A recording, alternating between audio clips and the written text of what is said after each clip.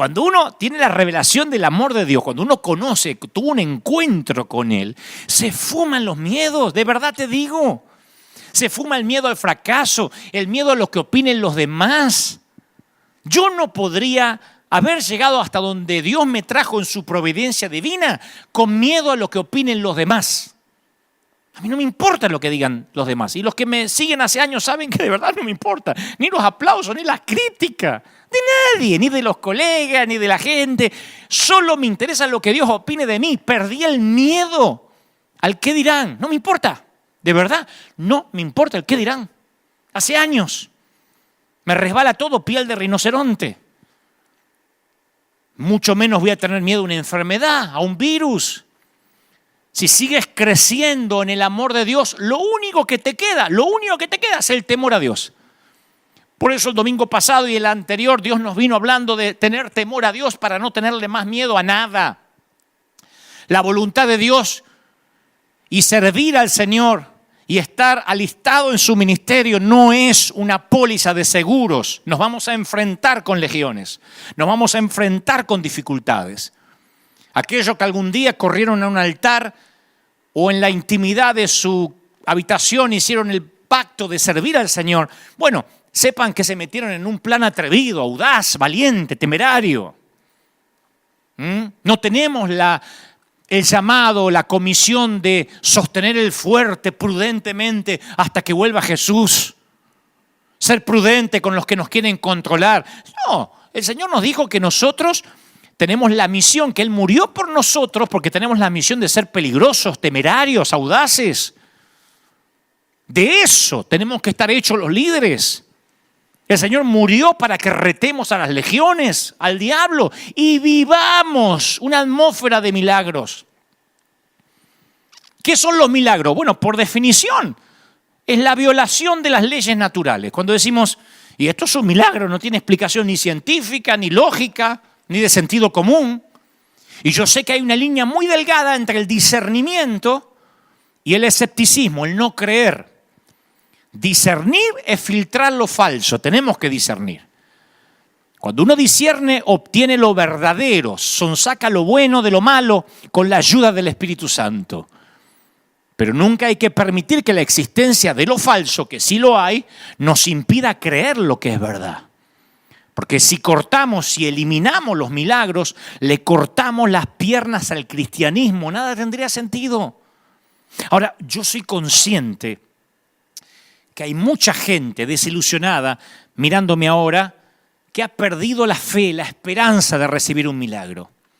Que ya no tiene esperanzas de volver a creer. Yo sé que del otro lado hay gente que se llevaron fiascos yendo a cruzadas o un líder les falló o alguien les prometió que tendrían victoria o que comprarían la casa, que tendrían un auto nuevo, que se sanarían del cáncer y de pronto tuvieron que despedir a un ser querido o caminar por un panteón preguntándose qué falló. Pero es un error que permitamos que una desilusión o que varias nos hagan tirar la toalla y que ya no esperemos milagros del Señor. Es un error generalizar. Es un error que el dolor, yo sé que hay mucha gente, el Señor me mostraba durante esta semana, mientras me daba este mensaje, que hay mucha gente del otro lado dolida por situaciones adversas, por situaciones límite, que te han hecho no creer en nada. De hecho, en las redes se escriben, no creo en nada, mi pastor me abandonó, ¿dónde está la iglesia de Cristo ahora? Perdí mi trabajo, me estoy divorciando, parientes, seres queridos míos están enfermos de COVID-19 o de cualquier otra enfermedad. Yo noto, aún en nuestra familia cristiana, hay gente que tiene desazón, que está triste. Y yo quiero mostrártelo en esta imagen. En 1911, un psicólogo suizo estaba tratando a una paciente que no tenía memoria a corto plazo. Es una suerte de Alzheimer progresivo, pero es gente que tiene esta patología, que se va olvidando lo más inmediato. Recuerda cosas a lo mejor muy nítidas de la niñez, pero se va olvidando lo inmediato. Y este doctor, este galeno, al inicio de cada encuentro, se saludaba con la dama con un apretón de manos. Entonces un día el director dijo, voy a hacer una prueba. El director del instituto, ¿no? El médico dijo, voy a hacer una prueba. Cuando la paciente extendió la mano para saludarlo, él se escondió un alfiler en la suya y la pinchó. Entonces la mujer enseguida retiró la mano con dolor. Y minutos después ella ya no recordaba más el pinchazo. Pero a partir de ahí ya no lo saludaba más con un apretón de mano. O sea, no recordaba el pinchazo porque tenía esa patología de olvidar lo inmediato, pero ya no lo saludaba más. No sabía bien por qué, pero sentía que no podía confiar de todo en ese hombre. Eso se llama el residuo del dolor, el efecto residual. El efecto residual del dolor le impedía extender la mano para saludarlo. Y eso es lo que a veces tenemos. Y yo sé que hay personas que tienen un residuo del dolor. Piensan en la desilusión como un pinchazo y duele. Has creído, has orado, has confesado, repetiste el decreto de un pastor o una declaración de fe, dijiste me empodero y hoy estás diciendo ¿qué me pasó? Y cuando la desilusión duele, son muchos los que dejan de extender la mano hacia Dios. La retiran. Hay gente que retira la mano cuando uno le dice Dios quiere hacer milagros.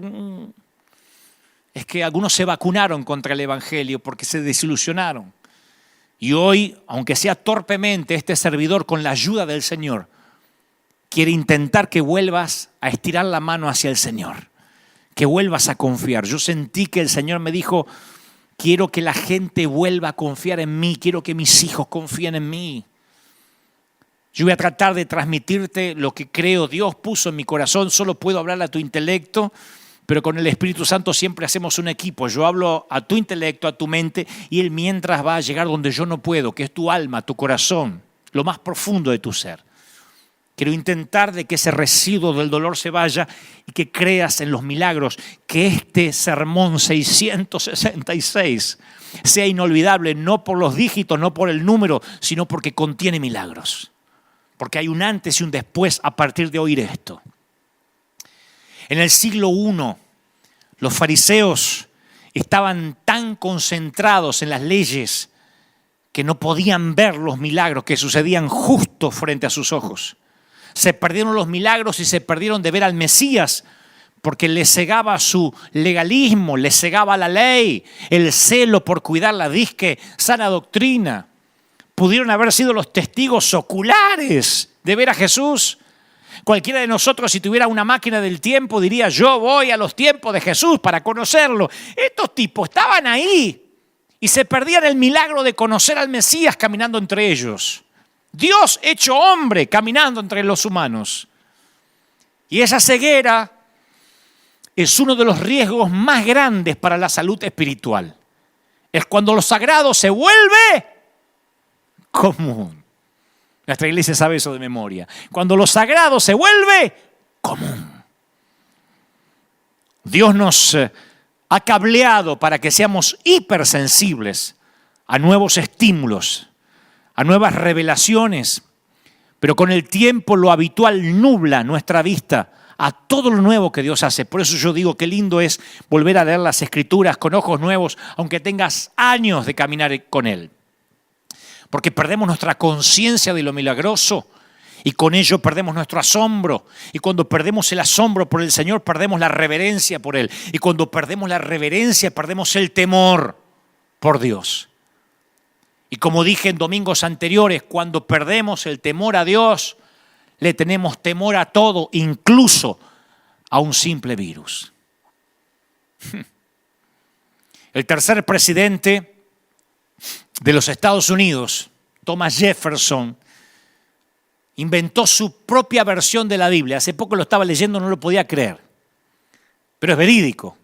Él creía en Jesús a su modo. Entonces se creó o se hizo editar, una Biblia especialmente para él, la Biblia Jefferson, que existe hasta el día de la fecha. Creó una Biblia abreviada y eliminó todos los milagros, porque él respetaba a Jesús como alguien sabio, como un profeta, pero no creía que hizo milagros. Así que borró el nacimiento virginal, la resurrección y todo hecho sobrenatural que había entre ambos sucesos. ¿Cuál fue el resultado? El de un evangelio castrado, un león de Judá sin garras. Y creo que nosotros cometemos a veces el mismo error al crear un Dios a nuestra imagen. Y en lugar de vivir una vida con el parámetro sobrenatural que presentan las Escrituras, seguimos una versión abreviada de la Biblia, sin poder. Cuando tú le restas los milagros, como lo hizo Thomas Jefferson, lo que queda es un Jesús sabio, un puñado de doctrinas, pero un Jesús débil. Hay gente que sigue las enseñanzas del Señor, sigue su ética, su doctrina, pero nunca experimentan sus milagros. Si se anuncia una pandemia, están aterrorizados, porque lo único que conocen es la doctrina, la sabiduría, pero no conocen al que caminó sobre las aguas. Y se convierten en personas, como dice un querido pastor amigo de Argentina, que en lugar de seguir a Jesús, siguen los consensos, la democracia, lo que dice la mayoría, y piensan que la voz del pueblo es la voz de Dios. En Juan 14:12 tenemos una de las declaraciones más valientes de la Biblia, de las más poderosas. Salieron de la boca de nuestro Señor. El que cree en mí, las obras que yo hago, también Él las hará. Y aún las hará mayores. Imagínense los que oyeron esas declaraciones, que estaban viendo lo que Jesús hacía. Y Él dice, todo esto lo van a hacer, pero mayor. Esto significa que te vas a ocupar del pobre, que vas a lavar pies, vas a vivir milagros y vas a ofender a muchos fariseos también. No podemos editar a Jesús y quedarnos con las mejores partes y la que no nos gusta, decir, no, en eso no lo voy a imitar. Vas a ofender fariseos. Y además vas a caminar en medio de lo milagroso. Y no serás solo como un testigo ocular, sino como un catalizador, un provocador, alguien que provoca el milagro. Serás parte de la resistencia en lugar de ser parte de un grupo de borregos asustados. Te pido que me creas cuando te digo que eres el milagro de alguien. Somos el milagro para los que están asustados.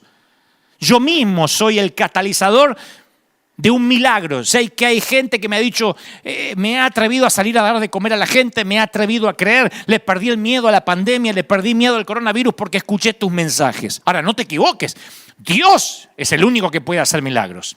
De modo que la gloria es toda para Él. Pero casi todos los milagros tienen un elemento, un factor humano. Hay que hacerlo natural antes de que Dios haga lo sobrenatural. Hay una parte que nos compete a nosotros. Y los que se esconden en las trincheras, esperando que el fuego pase, esperando que todo amaine, o teniendo miedo a los gobiernos que van en contra de lo que Dios ordena, o que quieren ordenar cómo debemos adorar a Dios. Yo te aseguro que esa gente se pierde en los milagros. Yo voy a hablarte rápido de 3 milagros del Señor. Cuando hacía este mensaje, cuando el Señor me lo daba, me venían tantos a la mente. Y si no me alcanza el servicio de hoy o el mensaje de hoy, los continuaré el próximo domingo. Pero hoy voy a hablar de 3 rápido, 3 milagros del Señor. Y los 3 tienen que ver con esta temporada que estamos viviendo, con este momento singular que nosotros estamos atravesando. El primer milagro está en Juan 4:46. San Juan 4:46. Vino pues Jesús otra vez a Caná de Galilea, donde había convertido el agua en vino. Y había ahí un oficial del rey cuyo hijo estaba enfermo en Capernaum. Y cuando oyó que Jesús había llegado de Judea a Galilea, se fue hacia él y le rogaba que descendiese y sanase a su hijo, porque el hijo estaba a punto de morir. Entonces Jesús le dijo, si no veis señales y prodigios, de ningún modo vas a creer. El oficial del rey le dijo, Señor, desciende antes de que mi hijo muera. Y Jesús le dijo, vete, tu hijo ya vive. Y el hombre creyó la palabra y se puso en camino. Cuando ya él descendía, sus siervos salieron a recibirle y le dieron noticia diciendo, tu hijo vive. Entonces este oficial del rey preguntó, ¿a qué hora había comenzado a mejorar? Y le dijeron, ayer, a la hora 7:ª le bajó la fiebre. Y el padre comprendió que aquella era la hora en que Jesús le había dicho, tu hijo ya vive. Creyó él y toda su familia. Maravilloso. En el siglo I había en Israel círculos sociales muy diferentes para los funcionarios reales y los rabinos o los rabíes judíos itinerantes. Estaban muy separados. O sea, uno eran como la chusma y otro eran la gente de élite, el VIP. De hecho, se evitaban mutuamente como si contagiaran la peste. Pero en momentos desesperados hay que echar mano a medidas desesperadas, en especial si tu hijo está al borde de la muerte. Y el funcionario real, que probablemente reportara directamente al mismo Herodes, desafió el protocolo cultural al buscar verse cara a cara con aquel que, según decían en algunos rumores, convertía el agua en vino. Se sometió a alguien sobre quien él tenía poder político. No se pierdan este detalle. En el plano real, los roles se invierten. La autoridad del rey de reyes le gana a cualquier autoridad de cualquier rey de la tierra. Nunca lo olvides. El rey de reyes le gana a cualquier autoridad de cualquier rey. Y los que están diciendo, sí, pero hay que obedecer a los gobernantes, prediqué de eso el domingo pasado. Siempre y cuando no prohíban lo que Dios ordena o no ordenen lo que Dios prohíba. Especialmente ahora. Esa es nuestra carta ganadora. Este es un milagro que hace alarde de su dominio del tiempo y el espacio. Porque este milagro entre el oficial del rey y Jesús fue una cita divina entre dos candidatos improbables. Fue la sincronización de lo sobrenatural. Y cuando te cruzas con la persona correcta en el lugar indicado y en el momento oportuno y no encuentras explicación para lo que sucedió, es probable que Dios haya armado la conexión. Yo tengo un mensaje titulado Conexiones Divinas. Cosas que ocurren que no tienes idea cómo ocurren. Por eso el lugar donde tú te arrodillas a orar es el domicilio más importante del mundo durante esas horas de intercesión. Porque tu sitio de encuentro con Dios es más importante que el salón oval de la Casa Blanca, más importante que cualquier senado, que cualquier grupo de diputados. Porque tenemos al poder supremo que está en aquel que pone y saca los reyes de la tierra. Y especialmente aquellos hombrecitos pequeños que dependen de las urnas. Ya no hablamos de reyes. Nuestra autoridad es mucho mayor, tanto en alcance como en potencia, superior, de mayor alcance, más fuerte. No lo olvides, iglesia. Iglesia, si le hablas al Rey del universo por la noche, no tienes problema alguno para que le hables a tu presidente a la mañana siguiente. El grave problema, claro, es que van a hablar con los presidentes, va a sacarse una foto sin haber estado con el rey la noche anterior. Y eso se nota porque van amedrentados, apichonados algunos. De otro modo estarían llenos de la valentía del Señor, diciendo, estas son las condiciones, vamos a pelear, por lo menos pelear, importunar al juez. ¿Quién es el funcionario real de tu vida?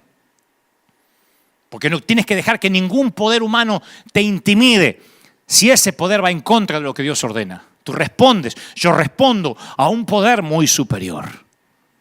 Por eso hace 2 domingos atrás me dirigí al gobernador de California y le dije, gobernador, le contaré cómo funciona esto. Usted se queja con su superior y yo con el mío. Así es la cadena de mando. Podría parecerte que esa gente, los gobernadores o los políticos tienen lo que tú querrías tener. Pero no creas eso. Tú tienes lo que ellos necesitan. Nunca lo olvides. Y si sigues a Jesús, los funcionarios reales buscarán una audiencia contigo. Yo sé que esto va a ocurrir, no me la daré de profeta, pero yo digo esto, porque a mí me ha ocurrido decenas de veces con un montón de mandatarios. Algunos hasta ni siquiera los atendí, como en el caso de Nicaragua.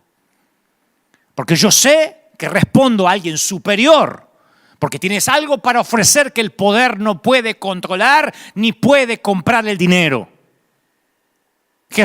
José no tenía ningún poder, ninguno en la prisión. Ahí estaba José totalmente, aparentemente amedrentado y en prisión, privado de su libertad.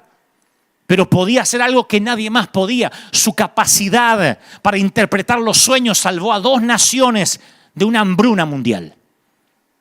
Dios le reveló a José los secretos que no le reveló a nadie más. Eso distinguía a José. De eso están hechos los líderes. Es eso lo que nos tiene que distinguir en este tiempo. Tenemos que ser la gente de las respuestas, no los que se unen al pánico. Tenemos que ser gente esencial en la crisis. Tenemos que ser, si hay un rebrote de la pandemia, aquellos cuyos gobernantes digan, pregúntenle a ellos qué tenemos que hacer. Sí, no soy un idealista tonto, ni creo que es una utopía. Yo creo que eso tiene que pasar, como los reyes que consultaban a los profetas. Como la desesperación que tenían los reyes cuando iban a Samuel o a cualquier profeta que estaba cerca. ¿Qué tengo que hacer? Dios nos conoce a todos. Y conoce cuántos cabellos hay en tu cabeza y en la mía antes y después de ducharte. Y no hay nadie que esté a más de una oración de distancia. Dios puede darte acceso a quien sea, incluyendo al faraón. Esto va para pastores amigos, incluyendo al faraón. Dios te va a dar acceso. Hasta puede que llamen algún día a tu puerta, como el funcionario real fue a buscar al rabino. Así que aquí va mi consejo, no te preocupes por conocer a la persona correcta, reúnete con Dios. Iglesia, tenemos que reunirnos con Dios, pero no orando con miedo. Hay que reunirnos con Él en una reunión de junta, en una reunión ejecutiva, en una reunión de board. Y Dios se encargará de que conozcamos a las personas adecuadas en el momento justo. Pero para eso tienes que obedecer ciegamente. Ese es el punto donde la mayoría nos quedamos sin hacer nada. Queremos que Dios nos revele el segundo paso antes de dar el primero. Pero la fe consiste en que demos el primer paso antes de que Dios revele el segundo. Si puedes dar ese paso de fe, es posible que haya una cita divina para ti a la vuelta de la esquina. Señor, rogó el funcionario, baja que mi hijo se muere. Baja rápido. Y el Señor le dijo, vuelve a casa que tu hijo vive. El hombre creyó lo que Jesús le dijo y se fue. Casi todos los milagros que obró Jesús eran encuentros personales, face to face, cara a cara. Pero este milagro desafió las 4 dimensiones de espacio y tiempo. Fue un milagro a larga distancia en tiempo real. Envió la sanidad mediante las ondas de sonido. En el instante sanaron al hijo del funcionario real que estaba a 30 kilómetros de distancia y no podía oírlo. Una de las razones por las que nos cuesta creer que Dios hace milagros es simplemente porque pensamos que Dios está sujeto a las leyes de la naturaleza que Él mismo creó. Nosotros como humanos solo podemos estar en un lugar a la vez. Así que nos cuesta imaginar la omnipresencia. Y todo para nosotros es finito. Así que nos cuesta imaginar la eternidad. Pero el Dios que diseñó nuestro universo con 4 dimensiones no habita en ninguna de esas dimensiones. Dios es omnidimensional. Cuando oramos, esas ondas de sonido salen de nuestro mundo cuatridimensional. Y como una bala disparada al aire, nunca sabes cómo y a dónde llega esa oración y cuándo va a volver a entrar en la atmósfera. Tal vez sea respondida del otro lado del mundo antes que incluso termines de pronunciarla. Tal vez hagas una oración y ya venga la respuesta en camino, como le ocurrió a Daniel. O quizá como una cápsula del tiempo se desentierre la respuesta siglos después. Moisés oró para entrar en la tierra prometida y se murió sin pisarla. Y uno dirá, ¿y a dónde quedó esa oración? En el monte de la transfiguración, ahí está la respuesta de Moisés. Aparece junto a Elías al lado del Señor pisando la tierra prometida. Las oraciones no tienen fecha de vencimiento. Pero hay algo seguro. No solo no tienen fecha de vencimiento, sino que Dios oye las oraciones. Parece algo infantil, pero tengo que decirlo. Dios oye las oraciones. Hace algunos años yo estaba orando en la intimidad de casa. Necesitábamos finanzas, para variar. Necesitábamos comenzar con un programa de televisión, con un proyecto. Y no sabía a quién llamar. Así que cuando uno no sabe quién llamar, a veces es bueno porque uno se pone a hablar con quien tiene que hablar. Me reuní en una mesa de junta con mi padre. Fui a hablar con mi superior. Le dije, Señor, si tú quieres que haga esto, necesitas enviar los recursos. En ese mismo instante, Dios le habla a una persona que no me conocía. Un tal Rob Owen. Él en ese momento estaba orando en un lugar llamado Burundi. ¿Tú sabes dónde queda Burundi? Nadie sabe dónde queda Burundi. Burundi se encuentra situado en el África Central, limitando con la República Democrática del Congo, con Ruanda al norte y con Tanzania al este y al sur. ¿Se acuerda el demonio de Tanzania de los dibujitos? Bueno, por ahí está Burundi. Y mientras que yo oro, Rob Owen está orando con un nativo de allá llamado Abba. Y mientras que está orando, el Espíritu Santo toma a Abba y le dice, Dante Gebel, Dante Gebel, Dante Gebel. Y Rob Owen empieza a buscarme. Tú no puedes fabricar un encuentro así. Países distintos, idiomas diferentes. Rob Owen no habla español. Yo hablo Spanglish. Pero el Dios que existe fuera de nuestras 4 dimensiones espacio-temporales no conoce limitaciones especiales, limitaciones cronológicas. No conoce los límites del espacio. Armar la cita divina en otro hemisferio es como armar una cita divina con tu vecino de al lado para Dios. Así que Rob Owen escucha Dante Gebel y no sabe quién soy. Y como él trabajaba en ese entonces para el gobierno, investiga. Mueve hasta el FBI para saber quién es Dante Gebel y da conmigo. Bueno, no da conmigo directamente, sino con un amigo y le dice, mira, ¿tú conoces a Dante Gebel? El Señor me dijo que tengo que contactarlo y ayudarlo en lo que necesite. Y nos contactamos, nos ayudó, siembra un dinero importantísimo para que comencemos un proyecto televisivo, porque Dios se lo ordenó estando allá en África, en Burundi. Y le dice, ayuda a Dante Gebel, es mi hijo. Tú no lo conoces, pero lo vas a ayudar. Algún día Dios va a correr la cortina del espacio y el tiempo y va a conectar los puntos que van entre nuestras oraciones y las respuestas. Y nos vamos a asustar. Y va a conectar líneas de puntos que van a cruzar abismos socioeconómicos como el que había entre Jesús y el funcionario real. Tengo decenas de testimonios así. De llegar a Bogotá, Colombia, por ejemplo, y a alguien esperándome en la barra de un bar por horas. No me puedo ir de acá, tú no me conoces, pero no me puedo ir de acá. Dios me dijo que tengo que contactarme contigo y tengo que pagarte tus programas de radio, que en ese entonces se emitían en gran parte del mundo. ¿Quién te dijo? El Señor, orando. Yo creo en ese Dios. Cuando este oficial les preguntó a su hijo, a la gente que estaba cuidando a su hijo, cuándo su hijo empezó a sentirse mejor, le dijeron ayer según la hora que dice las Escrituras, a la 1 de la tarde. Ayer se le quitó la fiebre. Y entonces el padre se dio cuenta que era cuando Jesús le dijo, tu hijo vive. Entre Capernaum y Caná hay 30 kilómetros, solo se podía caminar. Capernaum estaba a más de 200 metros bajo el nivel del mar, por lo que el camino a Caná era cuesta arriba todo el tiempo. Y mi querido, para algunos milagros hay que sudar. Tu esfuerzo no va a hacer que suceda el milagro. Pero si no te esfuerzas, tal vez no ocurra el milagro. No se puede acceder a un milagro o ganárselo, pero el esfuerzo sí es parte de la ecuación en todas las Escrituras. Tal vez tengas que caminar 30 kilómetros cuesta arriba, pero tu esfuerzo extra podría ser el catalizador para que ocurra el milagro. Pregunto, ¿aceptarías llenar 6 vasijas de piedra? ¿Aceptarías correr la piedra de la tumba? ¿Abrirte paso entre la multitud? ¿Romper un techo para bajar a un amigo paralítico? ¿Ir con los ojos untados de lodo hasta el estanque?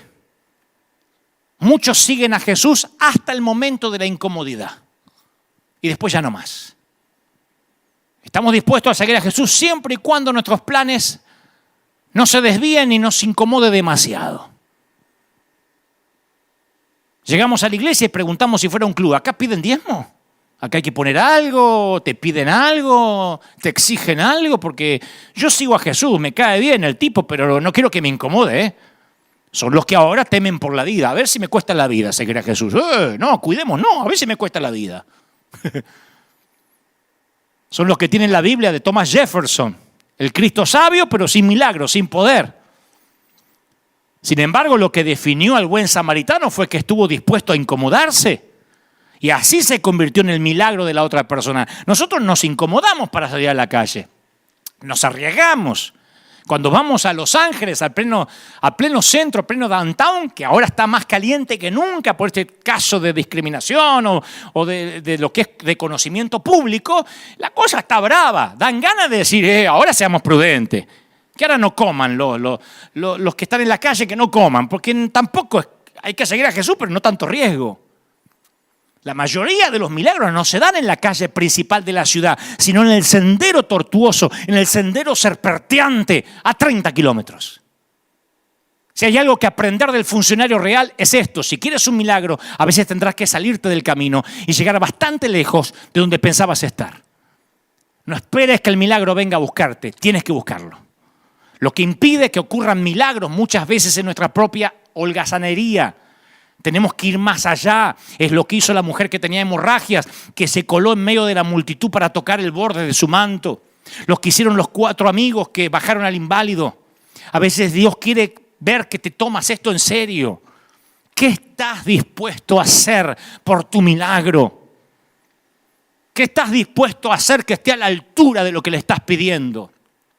Quienes recibieron una respuesta no dejaron de rodear su Jericó hasta que los muros cayeron.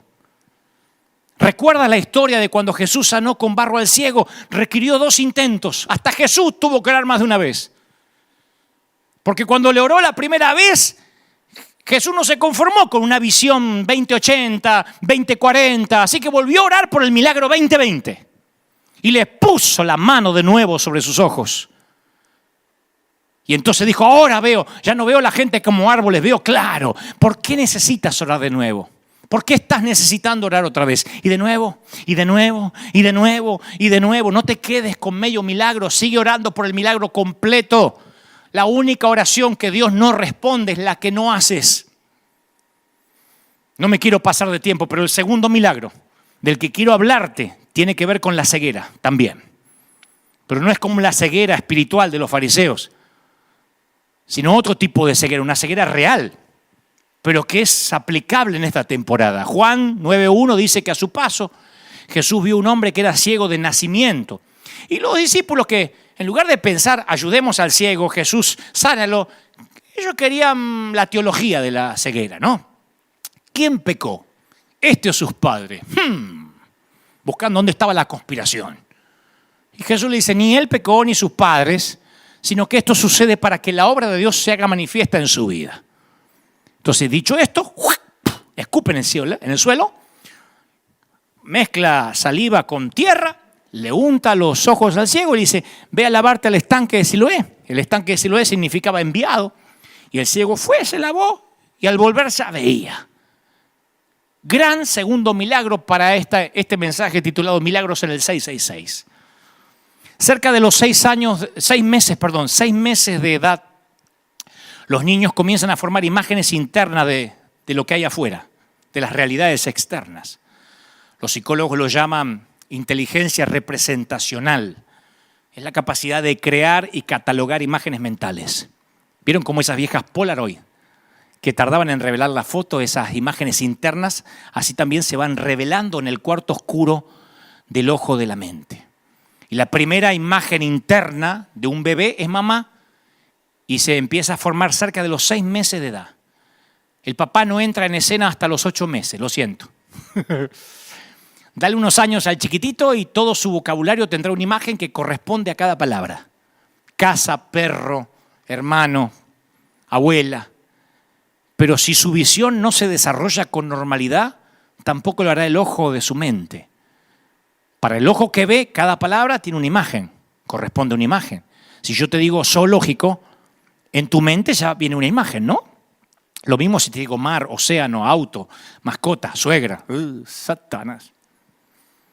Cada uno de nosotros llena ese hueco de manera distinta, pero siempre con alguna imagen que corresponda. ¿Qué tiene que ver esto con el milagro de Jesús? Bueno, que el hombre que había nacido ciego tenía el mismo vocabulario que nosotros, pero no tenía imágenes. Su álbum de fotografías estaba vacío. Su existencia no tenía imágenes. No tenía la imagen de la cara de su mamá o de su papá. No sabían cómo lucía. Sus amigos habían descrito seguramente la belleza del atardecer de Jerusalén, pero él no podía imaginarlos porque no los había visto jamás. Ni siquiera nunca se había visto al espejo, por lo que no tenía una imagen propia, no sabía cómo era él. Imagina que cierras los ojos y nunca más puedes abrirlos de vuelta. Tu mundo queda a oscuras, pero en el cuarto oscuro de tu mente sigues revelando imágenes que viste antes. Ahora, si tus ojos jamás se hubiesen abierto, tu mente solo dibujaría páginas en blanco. Ese es el único mundo que este hombre había conocido porque nació ciego. Y escuchen bien, al que tenga oídos que oiga. Pienso que algo así vamos a experimentar en el cielo. Porque la palabra dice que nuestros cuerpos glorificados tendrán sentidos glorificados. O sea, vamos a llegar al cielo y oiremos octavas angelicales que para el oído terrenal eran inaudibles. Veremos colores celestiales invisibles al ojo terrenal. ¿Y qué veremos primero? Yo creo que es irónico, pero veremos exactamente lo mismo que el hombre que había nacido ciego. Lo primero que veremos es el rostro de Jesús. ¿Qué es lo primero que vio este hombre cuando volvió?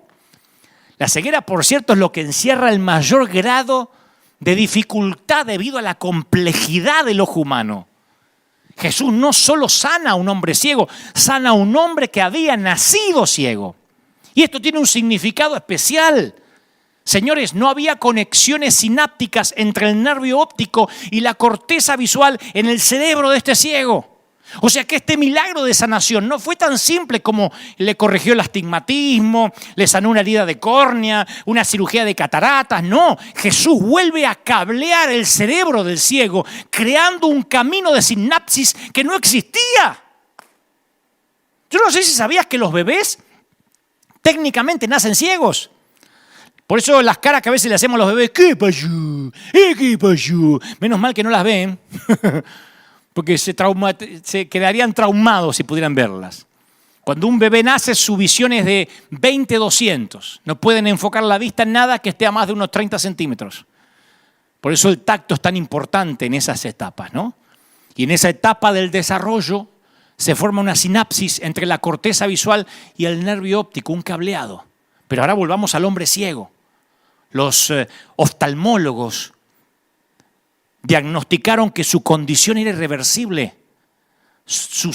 La ventana de su oportunidad de ver se había cerrado. Yo no sé si sentiste alguna vez que perdiste tu oportunidad, que tu ventana de oportunidad se te terminó. Yo sé que hay gente acá que no puede ver el milagro porque no tiene un cableado para verlo. Quizás ya no llevas más la cuenta de la cantidad de especialistas que viste o de los tratamientos a los que te sometiste, como la mujer que sufría de hemorragias que llegó a Jesús. O quizás tu último matrimonio terminó en divorcio, fue un escándalo. Dijiste, ¿cómo me metí con esa loca, con aquel desgraciado? Y ahora sientes que no puedes amar a alguien de nuevo, que ni hablar de confiar en otra persona, como la mujer samaritana que estaba junto al pozo. 5 maridos había tenido y ahora estaba viviendo una aventura. O tal vez tienes un estigma que te apartó de los amigos, de la familia. Oh, me parece que tiene COVID-19. Estábamos repartiendo comida hace unas semanas atrás en los barrios y sale una vecina a gritar, ¡acá no le dejen! Que está contaminado. No tiene que comer el hombre. No, váyanse, tiene COVID, tiene corona. Porque al lado había uno que estaba contaminado, ni siquiera había que dejarle comida en la puerta. Obviamente hicimos caso omiso, le dejamos comida. Quizás te pasa así como los leprosos que gritaban, ¡inmundo!, para que nadie se les acerque. Y el Señor va y los toca. O te sientes sexualmente tan desastroso que ni siquiera sabes bien cómo es la sexualidad sana, ni cómo se siente, como la mujer atrapada en adulterio. No son teorías, no son hipótesis, son las personas a las que Jesús sanó. Y yo no conozco tus circunstancias personales y específicas, pero sí sé que Dios puede crear un nuevo circuito sináptico o reparar uno existente. Es el Dios de las segundas oportunidades, de las terceras oportunidades, de las cuartas, de las milésimas. Nunca es demasiado tarde. Cuando Jesús se involucra, nunca digas nunca. Alguien tiene que decir amén. Maestro, para que este hombre haya nacido ciego, ¿quién pecó? ¿Él o sus padres? Suponían que se trataba de una maldición generacional, de un tema de pecado, andá a saber, o la falta de fe. Y él dice, no, esto sucede para que la obra de Dios se haga evidente en su vida. Cuando la vida no sale según lo planeado, buscamos a quién culpar. Es una tendencia que tiene su origen en el jardín del Edén, cuando Eva acuñó la frase, el diablo me hizo hacerlo, y Adán, la mujer que me diste. En el juego de las culpas nadie gana. No podemos vivir culpando a los chinos, a los murciélagos. Es que los chinos, es que esto lo sabía la Organización Mundial de la Salud. Bueno, ya está. No podemos vivir culpando y no hacernos cargo de lo que nos compete a nosotros. Porque en este juego de echar las culpas es un juego que solo deja el amargo sabor de la lástima. Las circunstancias que a menudo le pedimos a Dios que cambie son justamente las circunstancias que Él muchas veces usa para cambiarnos. Esta pandemia nos está dando nuevas estrategias. A algunos les sacó a flote la cobardía y a otros les sacó a flote su valentía.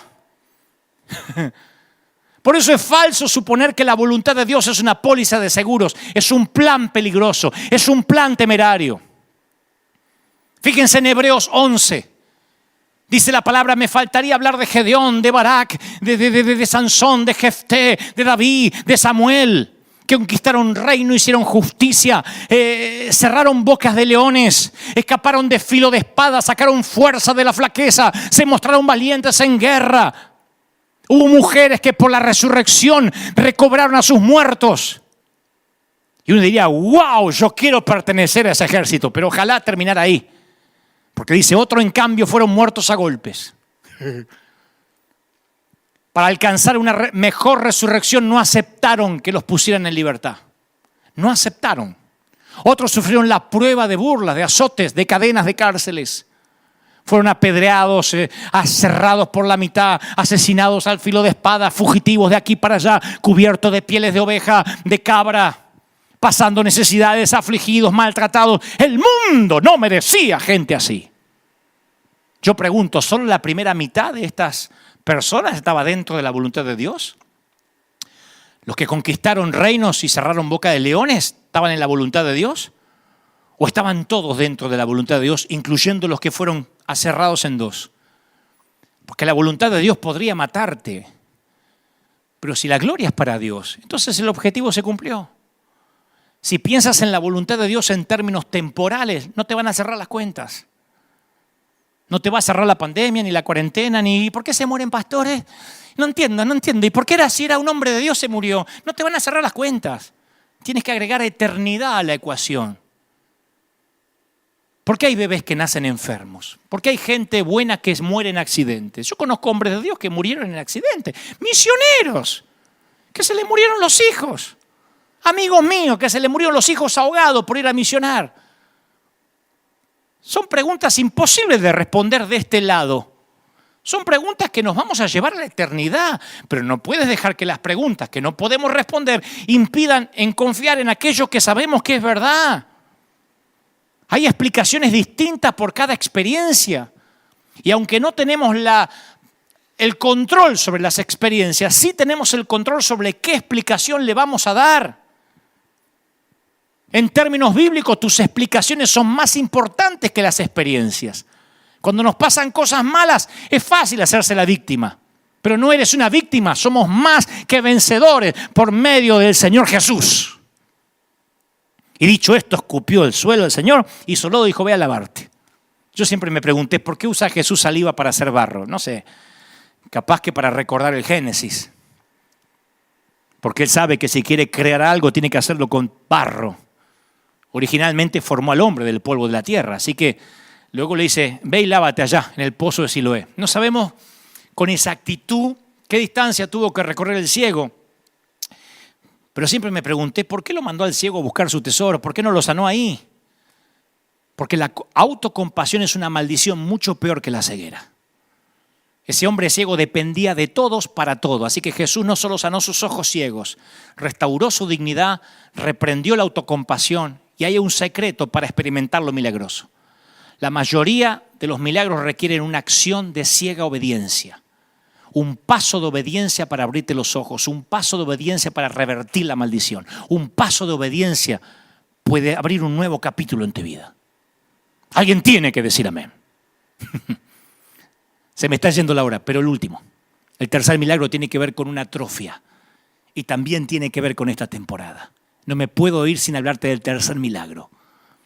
Juan 5:1 cuenta que, luego lo pueden buscar en sus hogares, que se celebraba una fiesta en los judíos, subió Jesús a Jerusalén y había junto al estanque de Betesda, que era un estanque rodeado de 5 pórticos, había muchos enfermos, cojos, paralíticos, y se encontraba un hombre inválido que llevaba 38 años allí. Jesús lo ve tirado en el suelo, le pregunta, ¿quieres ser sano? No se pierdan esto. ¿Quieres ser sano? Porque todo tiene que ver con lo que venimos hablando. ¿Quieres ser sano? Señor, no tengo a nadie que me meta en el estanque mientras agita el agua, dice. Siempre se mete alguien antes. Vamos, recoge la camilla y anda, le dice el Señor. Y al instante el hombre queda sano. Y ese día era sábado. Jesús dijo, para Dios todo es posible. Lucas 1:37, la frase parece invertida. Para Dios no hay nada imposible. Cada vez que la Biblia dice lo mismo en 2 formas diferentes, la importancia es doble. La palabra imposible no pertenece al vocabulario nuestro. Y a los oídos de Dios suena insulto. Es la razón principal por la cual no estamos experimentando los milagros. Nuestra realidad a veces queda definida por suposiciones humanas, no por la revelación divina. Yo no sé si estás listo para la segunda opinión del gran médico. A lo mejor te dijeron, nunca más vas a volver a caminar. Nunca más te vas a reponer de esto. 38 años este tipo sin caminar.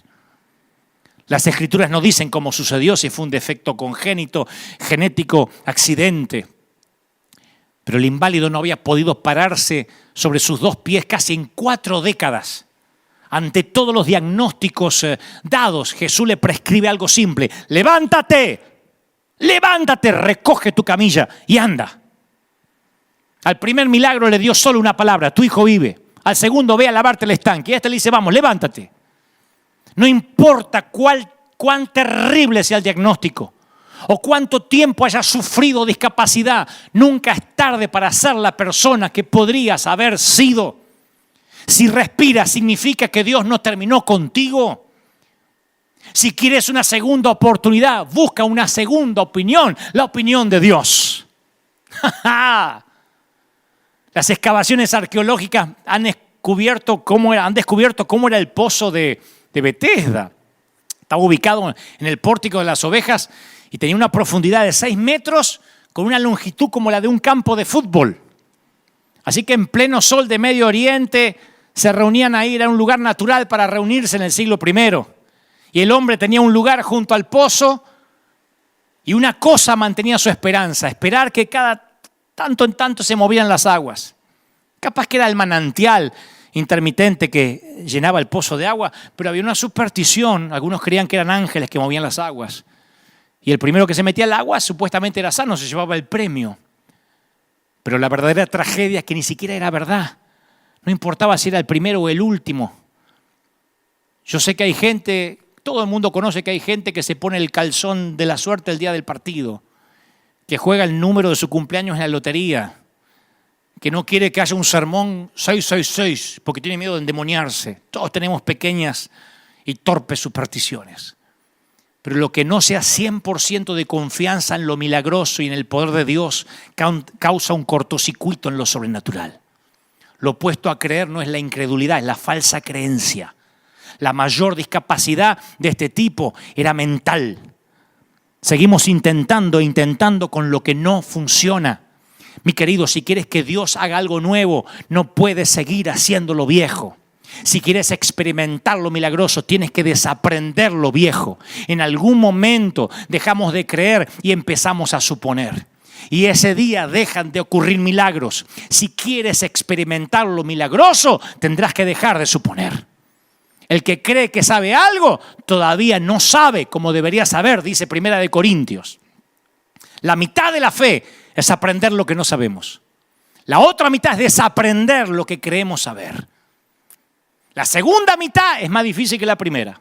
Por eso Jesús dijo tantas veces, oíste que fue dicho, mas yo digo. Estaba desinstalando los supuestos del Antiguo Testamento, trayendo nueva revelación. Jesús estaba haciendo reversa sobre las viejas reglas e instalando nuevas. ¿Quieres ser sano? En noviembre de 2004, un grupo de élite de investigadores médicos y doctores se reunió en una conferencia a puertas cerradas en la Universidad de Rockefeller de Nueva York. Y estaban las mentes más brillantes del mundo. Y llegaron a una conclusión. La mayoría de los problemas de salud no tienen su causa en factores que no podamos controlar. Llegaron a la conclusión que los estudios médicos identifican 4 problemas que causan el 80% de los problemas de salud. Comer mucho, beber mucho, mucho estrés y poco ejercicio. Con algunos cambios menores podríamos resolver casi todos los problemas de salud, pero no queremos. La cirugía de bypass coronario, la angioplastia, es una solución temporaria, lo dicen los médicos. Si no hay cambio en los hábitos alimenticios, si no empieza a hacer ejercicio la persona, los beneficios duran poco. Y uno de los doctores dice, si miran a los pacientes que tienen bypass coronario, 2 años después el 90% no cambió su estilo de vida. Cada uno de ellos quiere vivir, no quiere morir, pero no tanto como para cambiar. 9 de cada 10 personas prefieren morir antes que cambiar, aunque hayan tenido una operación a corazón abierto. Y Jesús lo sabía mucho antes que este estudio lo determinara. Preguntó, ¿quieres ser sano? No podemos ayudar a quien no quiere ayuda por mucho que la necesite. Una de las verdades dolorosas que aprendí es que algunas personas quieren ayuda y otros no. Hay varios que se resisten al cambio, incluso al cambio para mejorar. Hay gente que prefiere vivir de la ayuda social por años antes de que conseguir un empleo. En estos días alguien me dijo, a mí me conviene cobrar más el fondo que te da Trump, el desempleo, que trabajar. Así que ojalá que dure la pandemia. Por eso ciertos gobiernos se aprovechan, se enquistan en el poder, porque a muchos les encanta que el Estado los mantenga. Que les den la asignación por esto, el otro, la ayuda. A algunos les conviene más tener hijos que trabajar en algunos países. Es fácil acostumbrarnos a la camilla. El mundo del inválido consistía en 3 metros cuadrados, el lecho. Pero si quieres estar bien, no puedes seguir sentándote en tu mantita segura. No puedes seguir haciendo lo mismo, yendo a los mismos lugares, reuniéndote con la misma gente. Vas a tener que librarte de la mantita, enrollarla y tirarla a la basura. ¿Quieres ser sano? Para el inválido, ser sano significaba tener que conseguir trabajo, responsabilidad ante la sociedad, pagar impuestos. Y como sucede con todas las bendiciones de Dios, viene con la carga de la responsabilidad que tenemos que administrar. Yo no sé si alguna vez se te fue toda la sangre a una de las extremidades después de tenerla levantado el pie o se te acalambró. Imagina el inválido que se ponía en pie después de 38 años de no haber podido pararse. La sangre vuelve a circular. Lo que más tiempo requirió fue recuperar el uso de los músculos. Los músculos se habían atrofiado. Y si estuviste en cama durante mucho tiempo y te enyesaron alguna vez, entenderás lo que te digo. Sus piernas no eran más que piel y huesos, no tenía músculos, no tenía memoria muscular. Nosotros damos por sentado el hecho de que caminamos, pero es una hazaña neuromúsculo-esquelética caminar. Y en mi humilde opinión, el hecho de que el inválido caminara sobre la tierra no es menos milagroso de que Jesús caminando sobre el mar. Y eso es lo que hace falta si quieres experimentar lo milagroso.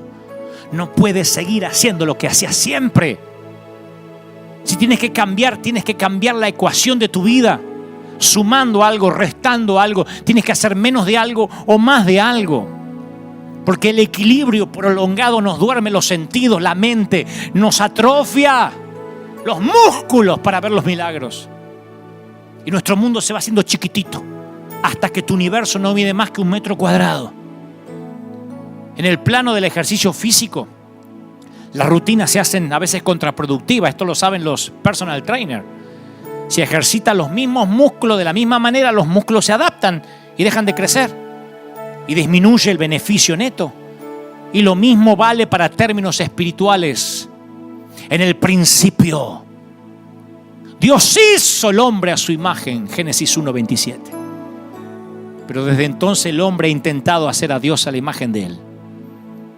La mayoría de nuestras deficiencias espirituales parten de ese error, pensar en Dios en términos humanos. Y nuestra vida se limita a comprender lo que entiende nuestra corteza cerebral. Terminamos en la jaula de lo racional.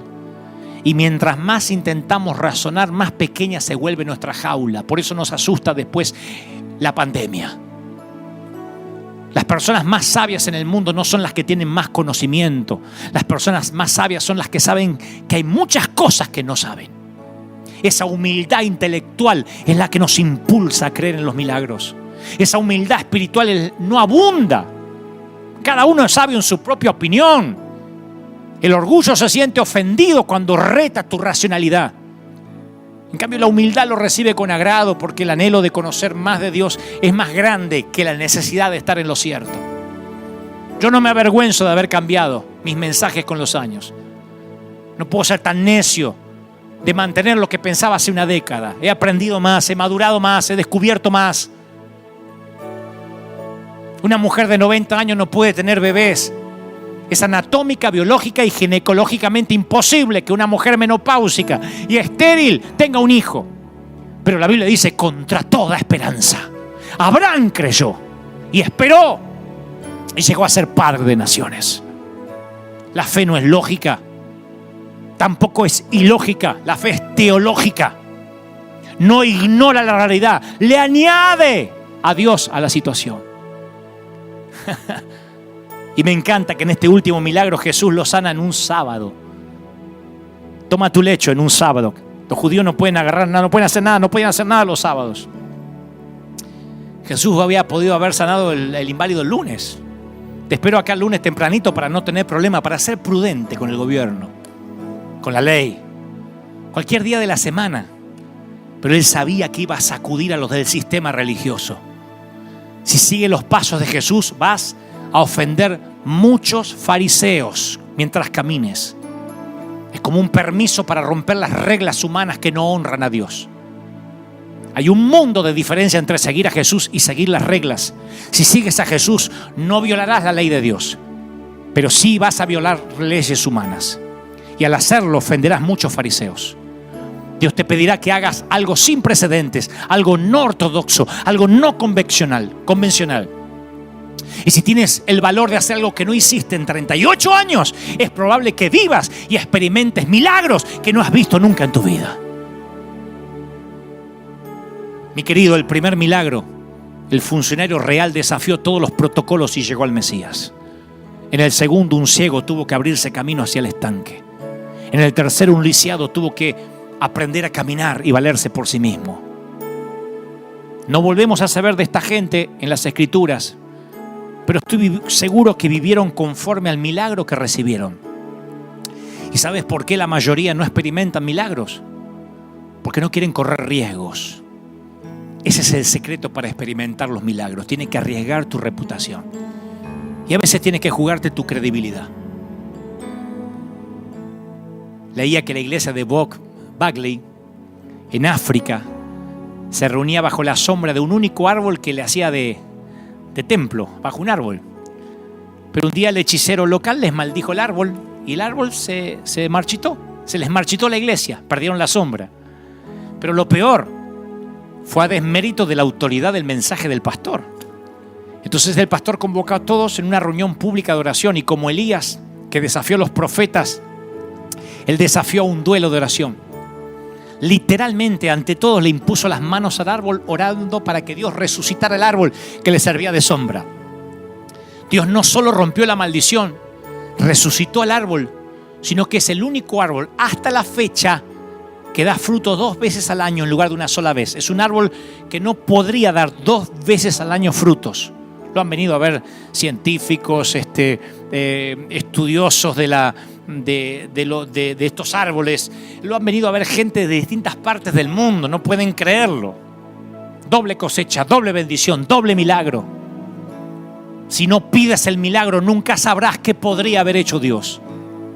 Dios no va a responder ninguna de las oraciones que no ores. Así que si no recibes la respuesta, no se trata de un fracaso, porque la respuesta depende de Dios. La oración es la forma en que le ponemos la pelota en la cancha de Dios. La única forma de fracasar es no orando. Cuando activas en fe, cuando parece que estás arriesgando tu reputación, yo estoy arriesgando mi reputación. diciendo todos o nadie. Porque hay un montón de gente diciendo, ya Dios te va a tapar la jeta. Sí, yo creo en los milagros. Dios es capaz de defender su nombre, su reputación. Cuando leo las Escrituras, veo que Dios hace milagros con los que más arriesgaron. No tenían miedo de pedirle a Dios que hiciera que el sol se parara, que cayera muralla, que flotara un hacha. No hay término medio. O Jesús es el Señor de todo o no es el Señor de nada. Voy a repetir las palabras de un prócer de este tiempo. Un querido pastor de Argentina, de Paraná, Entre Ríos, el pastor Carlos Kucharenko, que estos días levantó su voz. Y voces así deberían levantarse en todos los países de nuestra región. Él dijo, la gente requiere un liderazgo más fuerte a la hora de la prueba, no consejos de escuela primaria. Este ejército no tiene armas para defenderse ni la táctica de generales que decidan. Salgamos, peguemos carteles, vamos a movilizarnos, creamos en milagros. Las batallas no se hacen en los cuarteles ni en una oficina, dijo este pastor. Si las minorías consiguen sus derechos es porque protestan, porque se muestran, no se esconden. Provoquemos el milagro, seamos la resistencia. La iglesia, nosotros sí somos esenciales y lo fuimos mucho antes de los que nos dicen representar. Importunemos al juez, queremos ser sanos, queremos ver. En la época de Gedeón, donde todos se creían débiles y cobardes, Dios encontró un hombre, solo uno. Y la gente ha confiado en sus líderes, pero sus seguidores no crecieron porque no se les enseñó a pelear, a creer en los milagros. ¿Dónde están los generales de Dios? A mí me gusta cómo lo define Kucharenko. Él dice, ahí están, escondidos de sus propios soldados. Nunca se les enseñó a sus soldados a pelear y a vencer a los enemigos bajo sus pies para que sean entregados a Jesús. Muchos de nuestros representantes han dicho que lo espiritual está en segundo lugar y que la vida está en primera. ¿Dónde queda la cruz? O todos o nadie. No seremos una iglesia débil. En un tiempo de pandemia, vamos a buscar y provocar los milagros. No vamos a permitir que un grupo de gente hable en nombre nuestro o que diga nosotros los evangélicos. No, recuerda que Dios busca tan solo uno que no tenga miedo y levante un ejército, aunque se ofendan los fariseos. A mí me intentaron llamar toda la semana de todos lados para que no predique esto, para que cambie el mensaje, que hay que pensar en los débiles de la fe. Me dicen, hay que pensar en los débiles. No, los débiles son ellos. Hay una multitud que sabe lo que está pasando. Provoquemos a tener una iglesia con poder, tal como se puede provocar desde un sermón que lleva el número 666. Si estás por primera vez, quiero pedirte que te unas a un ejército de gente valiente. Somos la resistencia, o todos o nadie. Te está hablando un hombre lleno de errores, lleno de equivocaciones, pero que invirtió su palabra en que no dejara niños, ni ancianos, ni viejos, ni enfermos fuera del templo. Ya sé, la iglesia somos nosotros, no el edificio. Justamente por eso no podría decir usted sí, usted no, usted sí, usted no, distánciese, usted no estornude, usted tiene fiebre, afuera, ese niño no, sáquenme al viejo. Justamente por eso, porque la iglesia somos nosotros. Ojalá la iglesia fuera un edificio. Entonces sí me reservo el derecho de admisión como si fuera un boliche bailable. Pero si la iglesia somos nosotros, ¿cómo voy a dejar parte de la iglesia afuera? O todos o nadie. Y si quieres ser parte de esa iglesia, te invito a que repitas conmigo. Si es la primera vez que me escuchas, seas católico, agnóstico, ateo, recuerda, Cristo puede entrar en tu vida y experimentar lo que nunca experimentaste. Di conmigo, Señor Jesús, te recibo como mi Salvador. Entra en mi vida, transfórmame. Gracias por morir por mis pecados. Anota mi nombre en el libro de la vida. Transfórmame, cámbiame, hazme una nueva persona. Amén.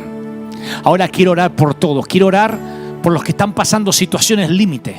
Quiero orar por los que necesitan un milagro ahora. No importa, no sé si tu problema es la ceguera, tu problema es la parálisis, tu problema es un hijo que se está muriendo, pero en los 3 milagros esta gente tuvo que hacer algo. Tal vez tengas que caminar, tal vez tengas que subir cuesta arriba, o irte a un estanque a lavarte los ojos, o tomar tu lecho y empezar a caminar, pero tienes que hacer algo. Y si haces algo, me dice el Señor, Dios te va a bendecir. Iglesia, levántense en toda América Latina. Yo sé que algunos pueden salir, otros no, pero algunos pueden pegar carteles, otros empiecen a orar ya. Pidan una audiencia con quien tengan que pedirla. Dios va a conectarte como conectó al oficial del rey con el Señor. Dios va a conectarte. Y cuando vayas, no vayas apichonado. No vayas diciendo, ¿qué quiere que hagamos, señor intendente? Dile en el nombre del Señor, deja libre la iglesia, porque las plagas seguirán mientras la iglesia no esté libre. Cuando hablo de libertad, no hablo de abrir edificios, no hablo de abrir cultos. Estoy hablando de que nadie restrinja la adoración. Nadie restrinja quién puede adorar y quién no, quién puede congregarse y quién no. Reclamemos derechos, importunemos al juez. Que toda América Latina, que todo Estados Unidos diga, son miles.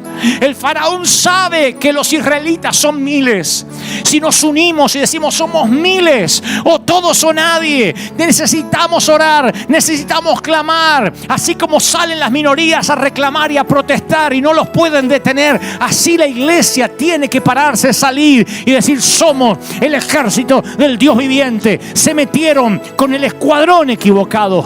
¡Aleluya! Es el tiempo del Espíritu Santo. Es el tiempo de una cosecha, de una iglesia relevante. Es el tiempo de la manifestación de los hijos de Dios que el mundo está esperando, y yo estoy orando. Oro, Dios, por toda la violencia que se ha desatado en la Unión Americana. Oro por la violencia que se ha desatado aquí en el país. Oro por los que se han levantado en linchamientos a robar.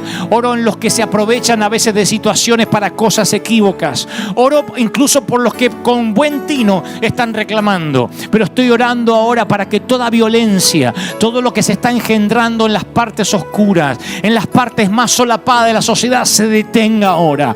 Estoy orando, Dios, por una equidad social. Estoy orando, Dios, para que los gobernantes, los presidentes tengan ahora la contrición del Espíritu Santo. Sientan en su corazón, sientan en su alma que la iglesia tiene la respuesta, que los hijos de Dios tienen la respuesta. Le oro al mismo Dios que más de una vez hizo que presidentes me llamaran, que más de una vez hizo que gobernadores temblaran, no solo ante nuestro ministerio, ante ministerios de todo el mundo. Oro para que ese mismo Dios que no ha cambiado siga haciendo milagros en nuestra vida. Levanta un poderoso ejército, batallón del ejército de Dios, batallón del ejército divino. ¡Aleluya! Les digo de parte del Señor, los mejores días están por delante. Pero Dios está levantando una resistencia. Dios está levantando rodillas que no se doblan.